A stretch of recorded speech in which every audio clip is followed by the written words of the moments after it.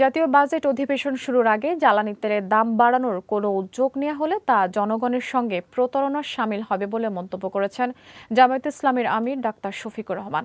রবিবার দিবাগত রাতে নিজের ভেরিফাইড ফেসবুক পোস্টে তিনি এ মন্তব্য করেন। পোস্টে ডাক্তার শফিকুর রহমান বলেন, সম্প্রতি এক দফায় জ্বালানি তেলের দাম ৮ থেকে ১২% পর্যন্ত বাড়ানো হয়েছে। এর প্রভাব ইতিমধ্যে নিত্যপণ্যের বাজারে পড়েছে এবং দ্রব্যমূল্য আরও বেড়েছে। তবে মানুষের আয় সেই অনুপাতে বাড়েনি এবং বেকারত্ব বৃদ্ধি পাচ্ছে। তিনি অভিযোগ করেন, আবারও জ্বালানি তেলের দাম বাড়ানোর আলোচনা চলছে, অথচ সরকার আগে আশ্বাস দিয়েছিল অন্তত চলতি মাসে তেলের দাম বাড়ানো হবে না। এমন পরিস্থিতিতে নতুন করে দাম বাড়ানো হলে তা হবে জনস্বার্থ বিরোধী সিদ্ধান্ত। জামায়াত আমির আরও বলেন, জ্বালানি তেলের মূল্য বৃদ্ধি, দ্রব্যমূল্যের ঊর্ধ্বগতি এবং অবনতিশীল আইনশৃঙ্খলা পরিস্থিতি সাধারণ মানুষের জীবনকে আরও কঠিন করে তুলেছে। এসব সংকট দেশের সামগ্রিক স্থিতিশীলতা ও অর্থনীতির জন্য উদ্বেগের কারণ হয়ে দাঁড়িয়েছে। তিনি জনগণকে নিজেদের অধিকার আদায়ে সচেতন ও সোচ্চার হওয়ার আহ্বান জানিয়ে বলেন, ন্যায্য দাবি আদায়ে সবাইকে একসঙ্গে কথা বলতে হবে।